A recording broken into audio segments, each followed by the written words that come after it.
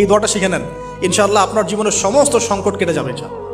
আমি নিজেও এই দোয়াটা বেশি বেশি করার চেষ্টা করি। দোয়াটা হচ্ছে, মুসা আলাইহিস সালাম একটা গাছের নিচে হেলান দিয়ে বসলেন, বসে দেখলেন দুজন মেয়ে দাঁড়িয়ে আছে দূরে, পানি নিতে পারছে না। লোকজন পানি নিয়ে যাচ্ছে, ওরা দাঁড়িয়ে আছে বেচারি। মুসা আলাইহিস সালাম গিয়ে বললেন, কি সমস্যা আপনাদের? তারা বললেন যে আমাদের বাবা অনেক বৃদ্ধ মানুষ, আমরা পানি নিতে পারি না যতক্ষণ না আমাদের কম পানি নিয়ে চলে যায়। তো মুসা আলাইহিস সালাম একটু বললাম না, ফিজিক্যালি খুব স্ট্রং ছিলেন, থাকে না বডি বিল্ডার, সামনে গিয়ে কথা বলে সরো পানি দিতে দাও, তখন মানুষ একটু মূল্যায়ন করে না। তো মুসা আলাইহিস সালাম এভাবে পানি নিয়ে দিলেন এবং বাছুরদেরকে পানি পান করালেন, করিয়ে গাছের নিচে এসে বসে আছেন। বসে বসে তিনি দোয়া করছেন, এই যে দোয়াটা তিনি দোয়া করছেন, রব্বি, একটা নেক কাজ করলেন, নেক কাজ করলেন না, মানুষের উপকার করলেন, নেক কাজ করে এসে গাছের নিচে বসে দোয়া করছেন, আল্লাহ এখানে তো আমার খাবার পানি বাসস্থান কিছুই নাই, আমি কি করব?